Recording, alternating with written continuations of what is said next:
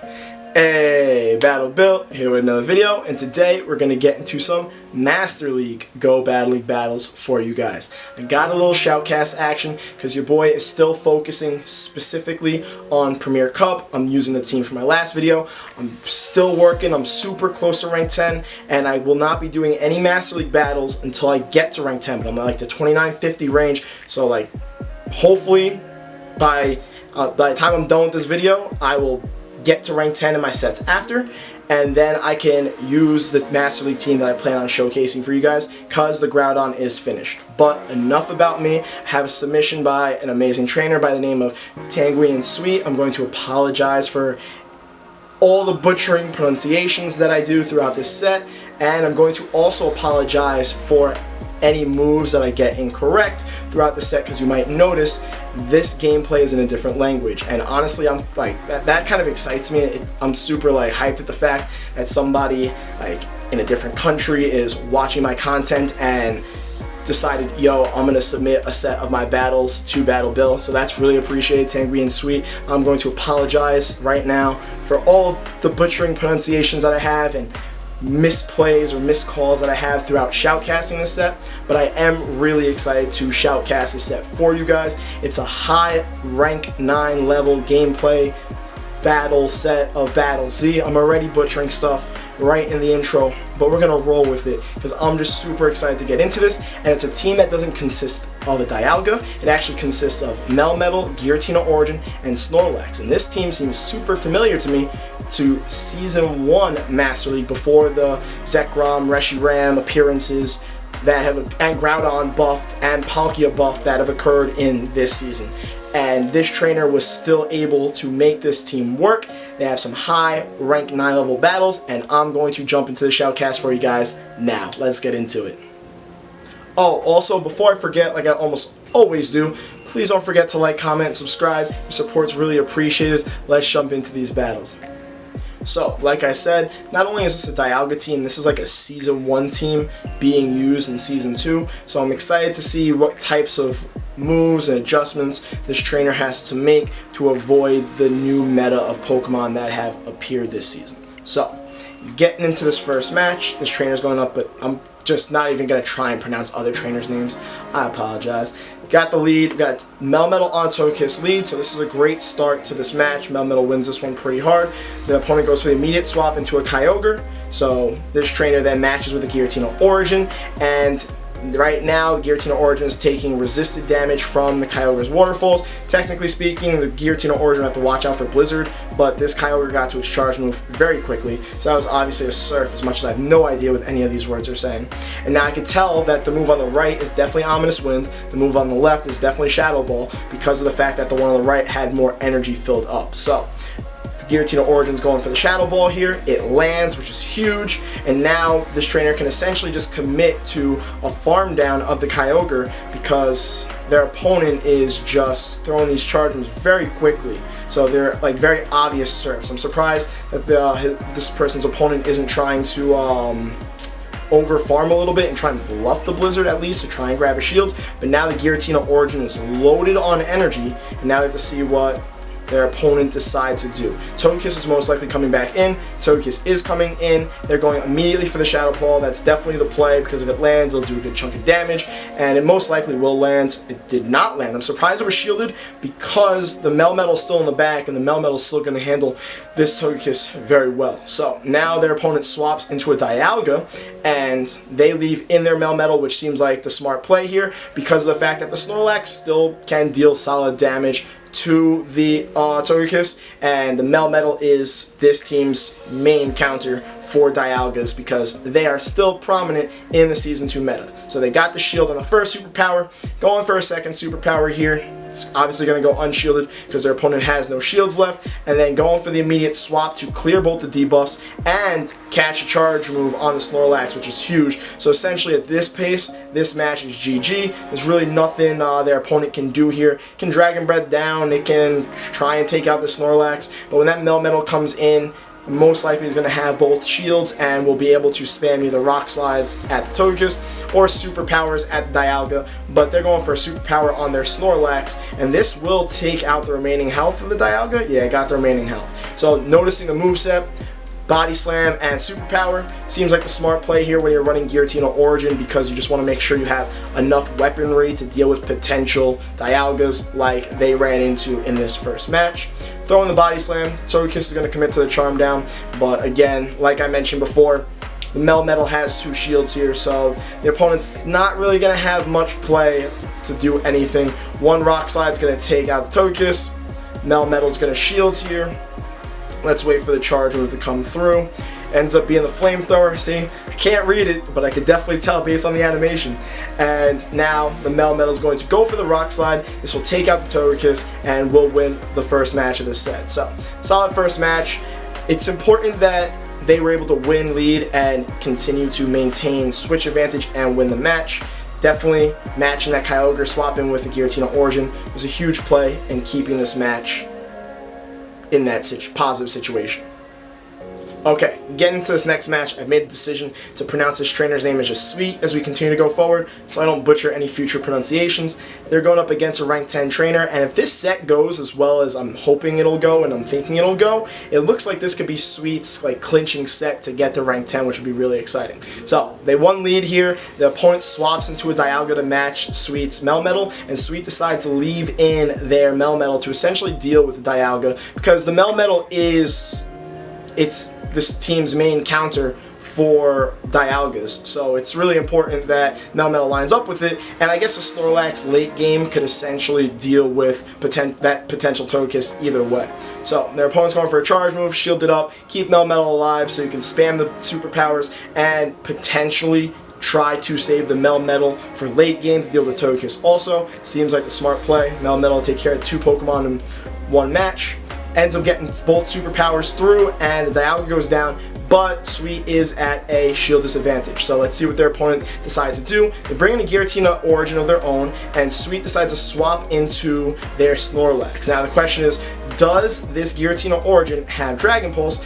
Because this Snorlax is going to rely specifically on all the lick damage in order to hurt the Giratina Origin. So now their opponent decides to swap into the Togekiss, and this kind of works out better. As much as that Giratina Origin now has a bunch of energy, between the Melmetal, the shields, and Sweet's Giratina Origin, they're going to be able to absorb all of the energy from the Giratina Origin. And considering how long it took for the Giratina Origin to get out, as long as the Snorlax is able to continue spamming Body Slams, they'll probably be able to take out their Snorlax and essentially save it for later to deal with the Giratina Origin anyway. So now they got a shield from the Togekiss there. It's licking away at the Togekiss. The Togekiss is going for a charge move here. Let's see what Sweet decides to do. Decides to shield it. Seems like the best play, especially considering that Giratina Origin farmed up so much and didn't throw anything. It kind of seems to me like it doesn't have the Dragon move. And they bring in the Melmetal here, and honestly, I wonder if you commit to the farm down. You got to be careful of the Flamethrower. It's getting really risky close. I think that was a good call. That seemed like a CMP tie. Going for the Rock Slide here. This will either get the last shield or will take out the Togekiss. Makes sense I'll take out the Togekiss, because if they weren't at the charge move, that wasn't going to do them any good. The Giratina Origin comes back in, is going to throw the charge move. This should be a Shadow Ball. It will take out the Melmetal's remaining health. That was an Ominous Wind. I could not read it, but I could tell by the damage it was an Ominous Wind. And their opponent goes for another Ominous Wind. And honestly, Ominous Wind isn't really that cheap, so I'm assuming they were just boost hunting.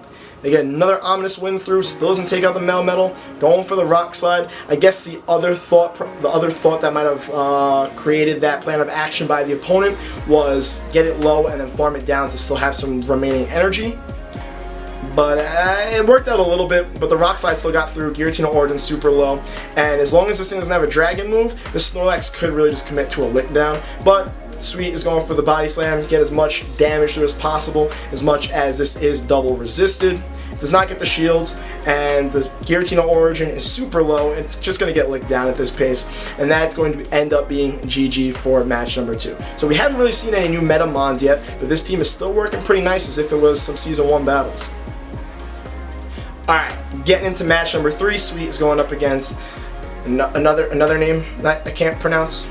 But let's see what these leads end up being. Got Melmetal on a Dialga lead, so these lead situations are working out pretty nicely. I'm wondering how the Dialga is going to play it, because Dialga decided to stay in for this potential matchup. So Sweet is charged up 2 superpowers, going for the first one here. I wonder if the opposing Dialga is going to think this might be a bait, so we'll see if it gets the shields. It does get the shields, ends up obviously not being a bait. Did they get the swap through? They did not get the swap through, so the Melmetal's going for another superpower. This will do reduced damage. It goes through though, gets Dialga in the yellow, and Sweet goes for the swap to absorb this Iron Head on the Snorlax. Very solid play on their part, considering the Melmetal's now double debuffed. It wasn't looking like a very positive situation. That was a Thunder. Thought that was going to be an Iron Head. I saw the graphic there, was a Thunder. And their opponent swaps into a Zekrom. So we got a double Dragon Breath team from the opponent, seeing some new Season 2 Mons here, so that's exciting. And now it looks like the Snorlax is just going to Body Slam spam. Makes the most sense. I think it's because of the fact that Dialga resists because of the steel typing, because Body Slam just seems like it does so much more damage to Zekrom, but again, that makes sense. They have the same exact stat lines or stat products or whatever you want to call it, but that steel typing on Dialga really helps it out in absorbing a lot of different hits. So let's see what Sweet's play is here. Now that the Zekrom kind of just Dragon Breath down after I think threw a Crunch, brings a Melmetal back in, most likely, ooh, going for the superpower, okay. This could either be a Wild Charge or a Crunch. Sweet's throwing up the shields here. Ends up being a Crunch, so it doesn't debuff the Zekrom, but the Melmetal is now going for the superpower, and I would assume, just considering that doesn't seem like Zekrom can take its hits too well, that this will... Oh, I thought that was going to take out the Zekrom. I'm quite surprised. But they swapped to the Giratina Origin to essentially commit to the Shadow Claw down, and that was a huge play, because that could have also been a Crunch, and that would have hurt Giratina Origin real bad. So, working around, even though it was a positive lead, not landing that first superpower to start the match was huge, but working around it, fiddling around, playing the swaps, gets the last shield from the Dialga. I'm wondering what that last Pokemon in the back is. I think that was an Ominous Wind bait, going for another Ominous Wind here. Doesn't really want to get Dragon Breath down. It looks like that's what the Dialga is committing for, so Sweet might have been able to get to the Shadow Ball. It's going to be close. Shadow Claw goes through. Dialga goes down. Luckily didn't miss out on the quick move. And now it's going to get Waterfall down. Looks like it literally just lost as it got to the Ominous Wind. Now the question is, with one shield and the amount of health this Melmetal has, is it going to be able to take out the Kyogre? Kyogre can absorb quite a few of these Rock Slides. And it did get a little bit of extra energy by farming down the Giratina Origin. So this is not looking like the most positive situation. Let's see how their opponent decides to play it out.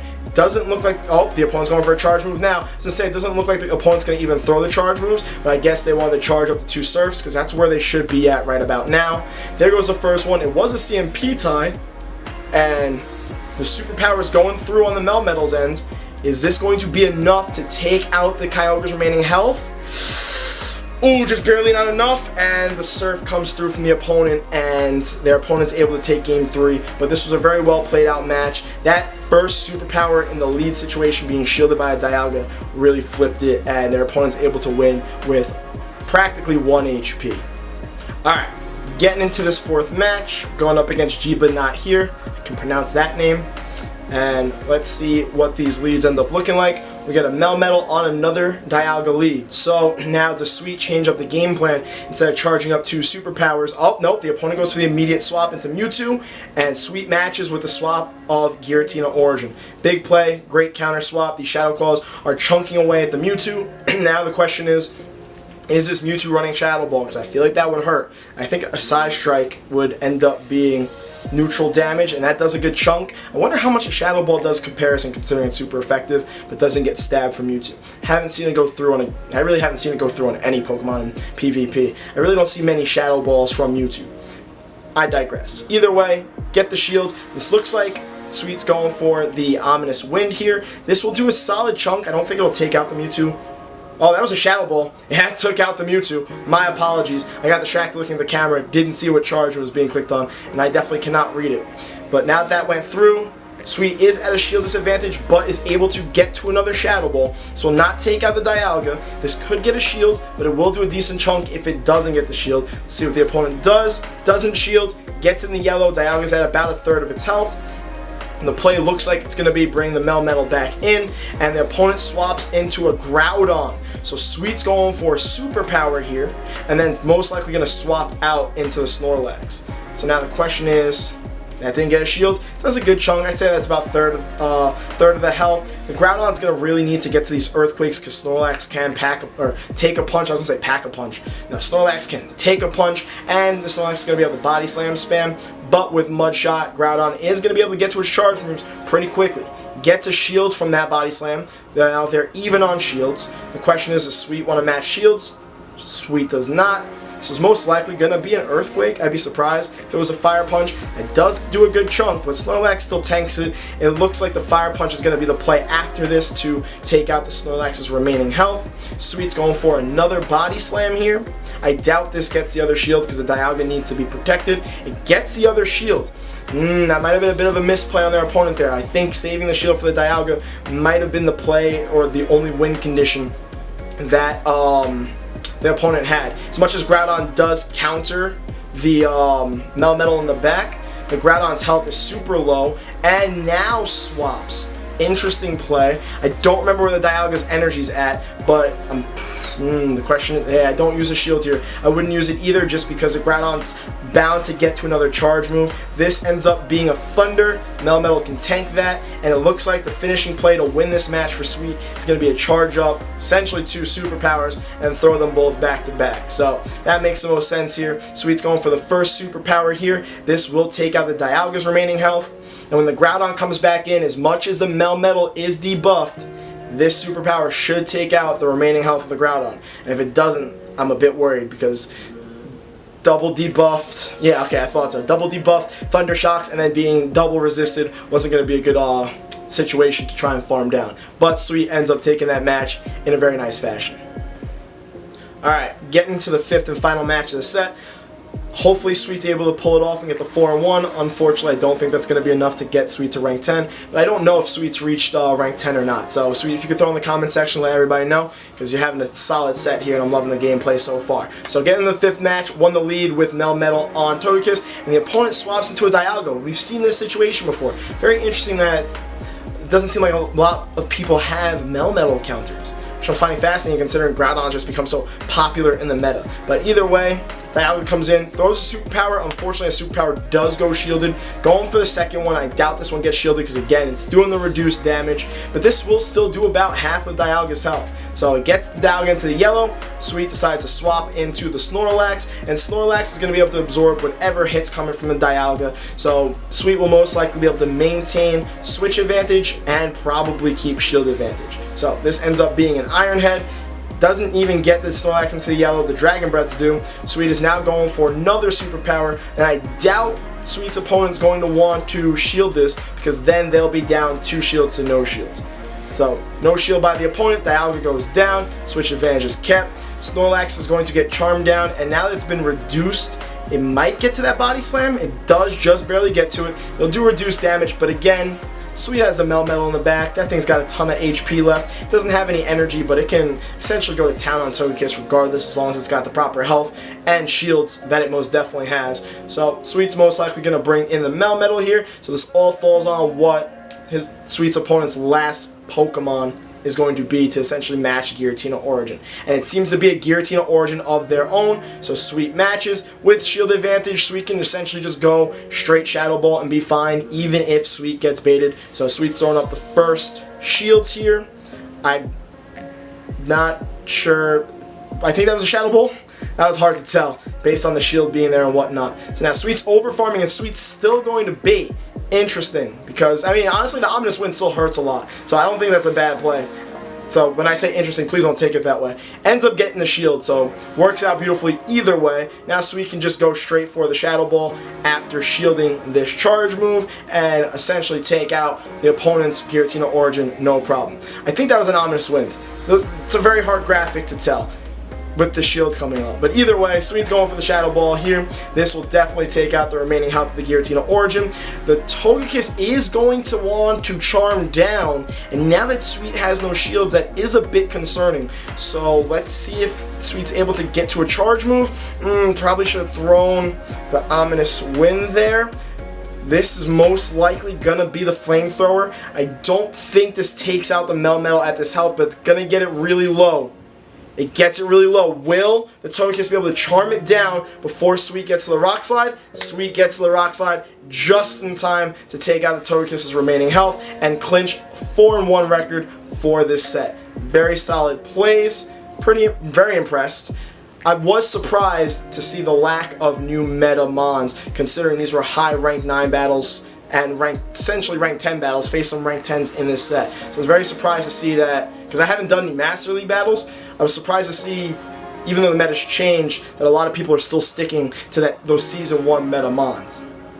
So, like I said, I haven't done any Master League battles this season. Let me know if you've been seeing more of the new meta, those mons I talked about, Zekrom, Reshiram, Palkia, Groudon. Have you been seeing those more often, or have you been seeing people kind of stick with their comfortability from Season 1 and still running the main core of like Togekiss, Melmetal, Dialga, and Giratina Origin? I'm definitely curious to find out about that, especially because I do plan to do my own Master League battles very soon. Sweet, thank you so much for submitting the set. I really appreciate it. It was a great set. Let me know what you guys thought of Sweet's team in the comment section, and please don't forget to like, comment, subscribe. I'll see you guys in the next video.